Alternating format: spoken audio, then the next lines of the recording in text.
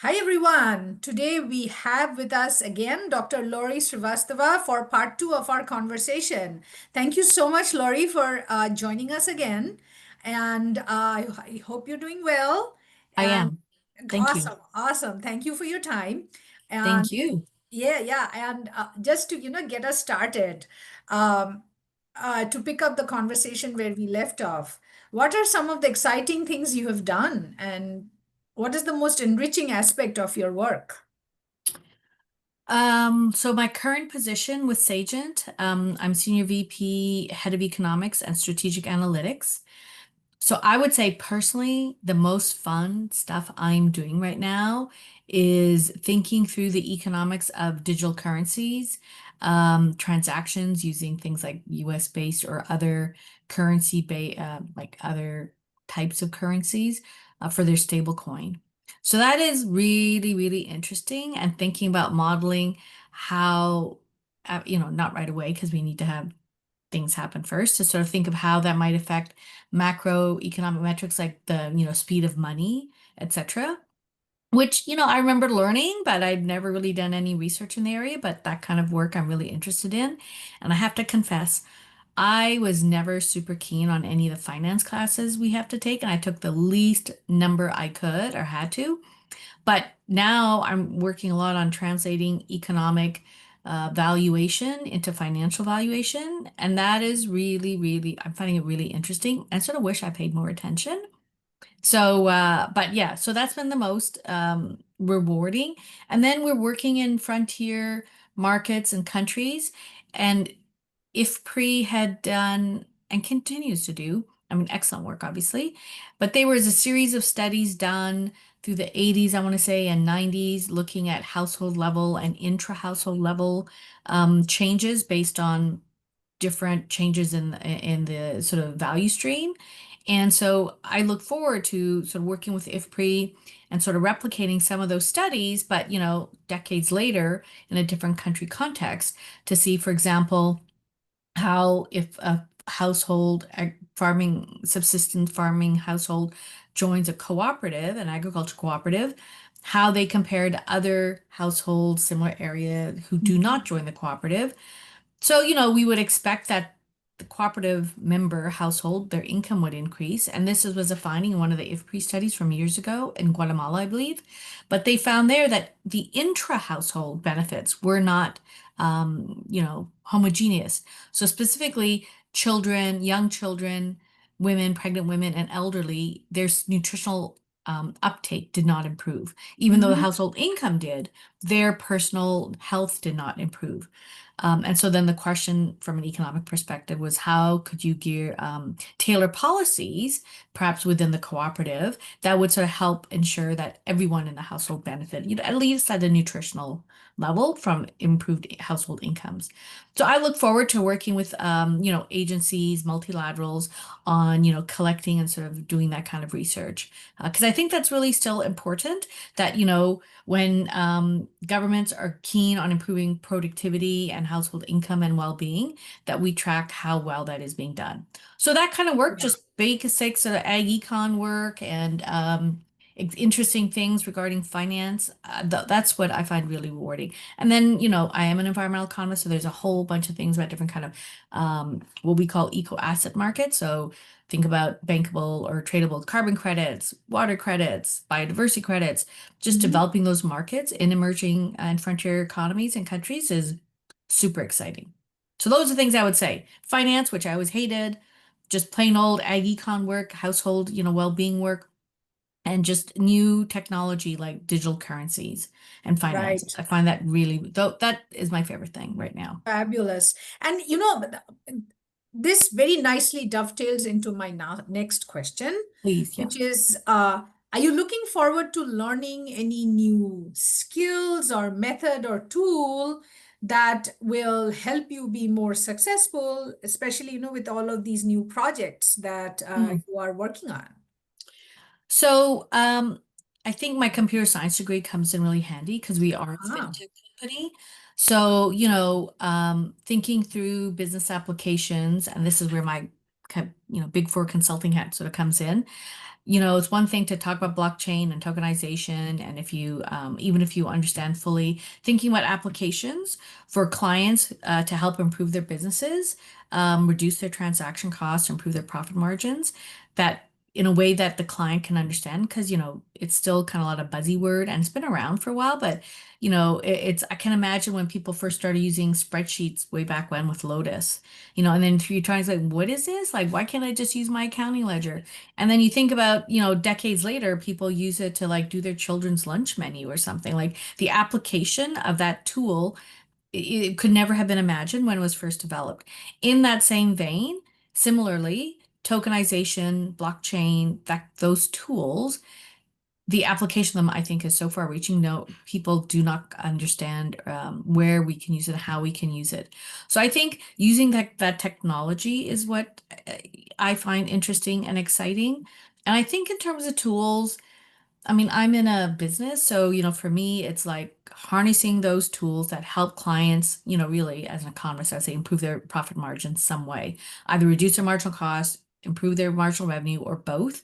But largely, I'm finding it sort of reduces their transaction costs, and then Mhm. going back to translating that economic concept into financials, that sort of hits the bottom line that we can show them. Fabulous, fabulous. Um, Looking ahead, in the next 10 to 15 years, in your opinion, what are the most exciting things to look forward to in economics, and what kind of roles will the private sector play, or sectors that you are in? And I think you've touched a little bit on this, but do you have like anything more to say? So I would say in the coming years,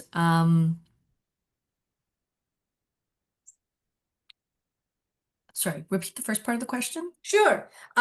In the next 10 to 15 years, in your Mhm. opinion, what are one of the some of the most exciting things to Oh. look forward to in economics? So I would say for economists, I think thinking about not just the technology, like, blockchain, because we've had technological, like structural changes with improvements in technology over the last, since the 18th century, and that does things. And I think at a high level, conceptually, it's still the same things. There's labor capital substitution is going to happen. And what does that mean? So we have, I think, a lot of the tools at a high level to understand what that means. But then I think, of course, it's going to be different. Those substitutions, etc., are going to be different for every economy, perhaps every state, given, the resources available in each, jurisdiction. So fine-tuning what we have learned in a way that is really relevant for both Mm-hmm. policymakers, business, like every sector, I think governments, civil society, and private sector. I think that is where we need to do a better job, but we have the tools for it. And I sort of feel, I mean, I understand academia and that's fine. And I think, how many papers have we written or read where they have some great methodology and it's just like so beautiful. And then they'll have one little paragraph or a few sentences and policy implications are yada, yada, yada, right? That policy implication, yada, yada, yada, really, I think, would be interesting for applied economists to sort of take and build it more that we have all this methodology was great, but also then more fully think through the policy implications. And in terms of for businesses, honestly, I would say that for economists, it's really going to be things that might seem niche right now, but it's going to be things like fundamental things like what do digital currencies do? And I don't mean just crypto, digital currencies do for financial institutions in terms of, how will the speed of money change? What does that mean for economic growth? What does that mean for things like in the US SNAP benefits, like very concrete things that we have a lot of expertise in and to think through that. So I think that in the next 10, 15 years, if we can, as a profession, do a good job of that, I think, you'll be hearing a lot more applied ag economists on places like Bloomberg because they'll understand we know this. It's not just some, not that I think there's anything bad with people MBAs, but it's not going to be a more superficial or just a financial perspective, like economic and financial. Fascinating. Do you know, I know so little. about digital currencies, and now you are springing up things on me like speed of digital currencies. Oh Laurie, yeah. what are you doing to me? No, but this is fascinating. My brain would never even go there. Yeah, no, I just think like are in collaboration with Visa, and this is something I said, what the initiative we're working with them on globally, different places. I said, once we actually have empirical data, like for a year, I mean, I never have modeled like M1, M2, and all those things we learned in school.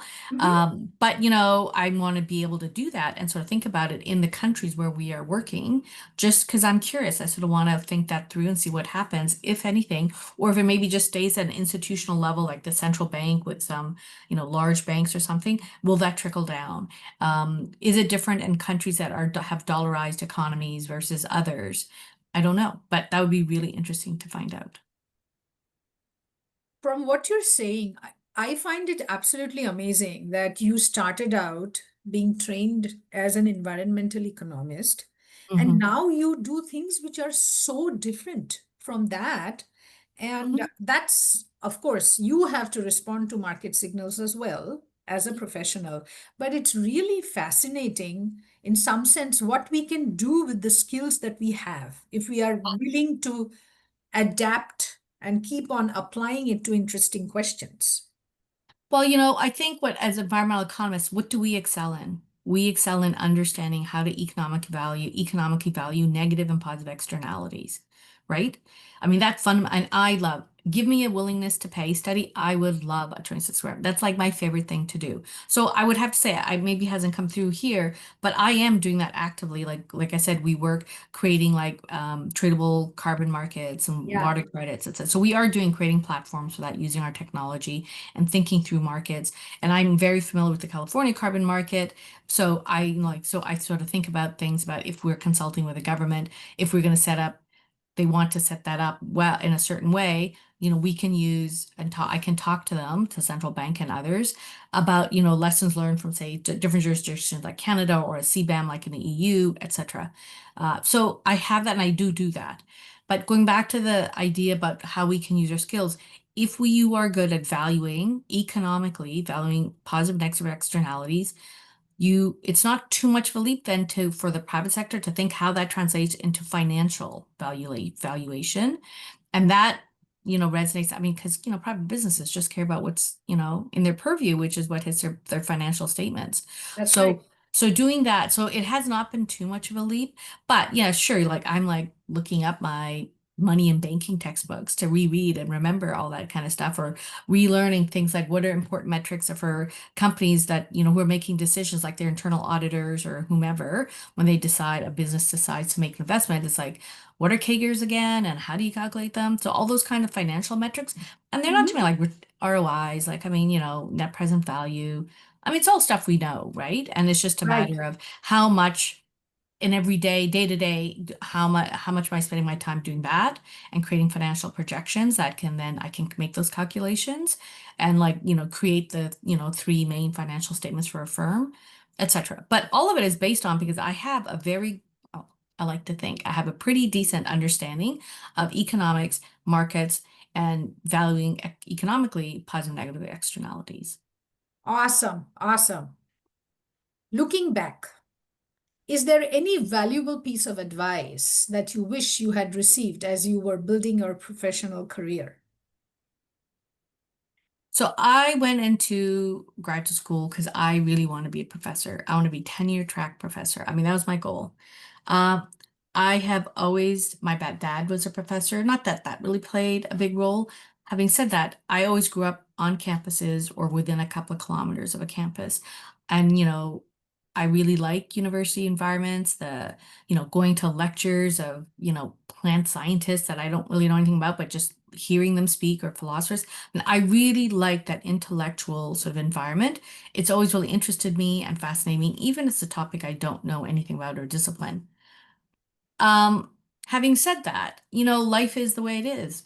You meet somebody, you get married, you make career choices. It ended up that even though I keep sort of going back, trying to go back in academia, financial reality is, um, I live in a very expensive city and it's a very expensive house. So what do I do to help pay for that? So I'm not owe any money when I die. So the thing is we make our choices and then you get exposed to different kind of professions. Like I never really thought about currency traders or what that really entails, but I find that really fascinating now. So what I would say, the advice I wish I had received is whatever your aspirations are when you're in school, they may not be what you end up doing. So just be flexible and open.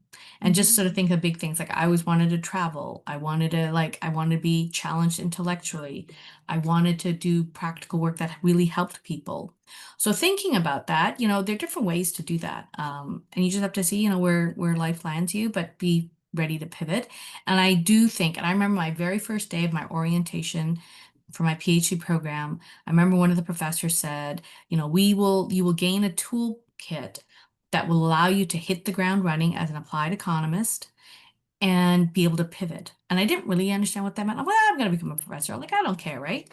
And it totally, totally is. And I have gone back to my alma mater, Michigan Mhm. State, go green, go white, and given talks about to the students about, it really did help me hit the ground running. And I've done a whole range of different jobs before. Executive director, I've worked at Parliament of Canada, I've worked in government, I've worked at private industry, a range of places. And I could, it always is a little stressful, but we do get a really good set of tools and you just need to be open to how you apply them. So I guess I wish that was advice I was given. My next question is along the similar lines, is that Mhm. what guidance do you have for early career researchers, scholars such as yourself who want to develop a career in economics, but not necessarily in academia or even in academia? Yeah, no, I think, Yeah.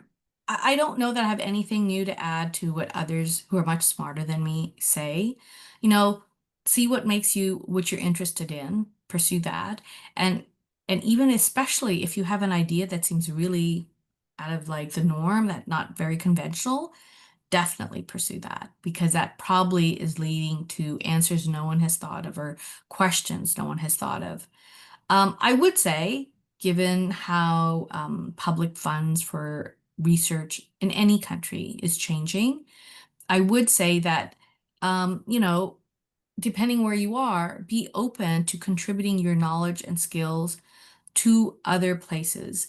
Not that you need to sell your soul to corporate wherever, but just the idea to, there's like NGOs, there, public, large cities, public, departments, state level governments or agencies that really are looking for some just basic Mhm. economic help. And they don't even understand they need economic help. And as applied economists who work with data, I think that's a really, I would think I have found personally very rewarding. And also, it's beyond, you can apply what your research is into places and into areas that perhaps has not really had that help before. So that's what I would say. Just be open to applying your skill sets in different ways and for different kind of, with different collaborators and partners. This is a very important point because I think when we do our PhDs, we hone into a particular topic Of course. and we think of us becoming an expert in the area, but I feel that oftentimes, and this has happened to me, I forget that I'm also an expert in a methodology which I can apply to other areas. Interesting. So having your, like, I think what you're saying is that be open and flexible, whatever that would mean in the situation that you find yourself in. Exactly. And I think you put it really well. The idea that we become, like when you do your defense, you know more about your topic than anyone in that room, right? So you Nobody come up. believes that, by the way. I do. I know, but it's true. It's true. It I'm is like, true. didn't you It is read my true. draft? But it's like your methodology, the context that you've applied it, like if you're doing three papers or whatever it is, you know that. So the idea is, maybe the context you applied your methodology perhaps better than anyone else, and you certainly know your methodology that you've developed or definitely. So that is now how do you use that in other contexts? When I was at UC Davis, it's extension, it's a land grant, and I was approached by an organization up in the East Bay area for there was an election coming up and there was going to be a referendum for something, and they asked me for help. about issuing a bond. I'm like, I know what a bond is and I know the theory, but it was a very interesting exercise to help them economically value the externalities that they could say they're generating. And if the bond was passed, these are all the benefits, various, recreational amenities, etc., Right. sequestration of carbon, etc., CO2 and equivalent. So it was really interesting. So there were several things I had to think about conceptually. What are the ones that would make sense that the public would appeal to? So I had to do some research. What do the people, the residents of the area care about, etc. And then, the referendum passed. And, and then that led me in the idea or work with insurance companies about how how their insurance, plus with climate change, how, physical risk is an issue. So that was just because somehow somebody got connected to me because there's a land grant. And it was fascinating. And that I think was the first thing, years ago that I started doing in financial markets. And my interest has just grown in financial services. Awesome. Last question. Hmm. Are you open to being approached by other researchers seeking out opportunities in the private sector or just to interact with you? And if yes, Of course. Yeah. how would you want that to happen? Are there It meetings that you attend or yeah, probably first would be an email to me. And yeah, certainly I don't go, I would like to go to AEA this year. And I certainly go to NARIA. I'm on the board. I would probably go to some international meetings, I think, in 2026. So, yeah, whether at meetings, that's fine, but maybe ping me via email first so I know that you're looking to meet with me, or just, even us outside of meetings. I'm happy to talk to people. No problem.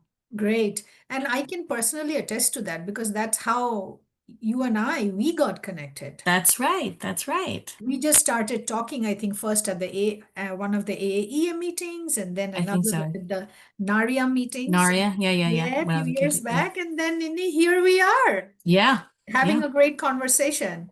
So Yeah, no. thank you so much, Oh, no, Lorie, for thank your you. time. Thank you, Yes. Samanthi. Yeah, Absolutely. and I was taking some notes. One of the main goals is to generate hashtags, and you gave me so much material, so many hashtags. So this is Oh, awesome. Oh no, you're more than welcome. Thank you for asking me. I really enjoyed our conversation. And Great. I just think I love economics. I was in computer science first, and I remember taking an econ class first year, and I'm like, I don't understand why anyone thinks this is interesting. And of course, later in life, I went into economics, and I love it. And I think it's the most fascinating discipline to explain so many things, not perfectly, obviously. We don't have all the answers at all, but just to help think things through and just be reasonable in our approach, and be transparent in all the assumptions we make. So that's what I do still. I'm still very transparent in all, whatever I'm doing. And you try and engage people intuitively to help them understand difficult concepts like what's the difference between digital currency and crypto and what's a stable coin. I mean, that's all really interesting to me. So, and being able to convey that. So, as economists, I would just encourage all of us to work on our communication skills to explain 100%. and engage with people and wherever they may be, because it just kills me that non-economists are put on TV, etc., and being called economists, and they're not economists, and you can tell they're doing it incorrectly, and what they're saying is not quite right.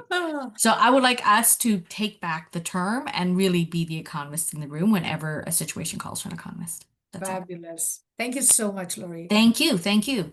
Have a Really great enjoyed the day. conversation. You too. Take care. Bye. Bye.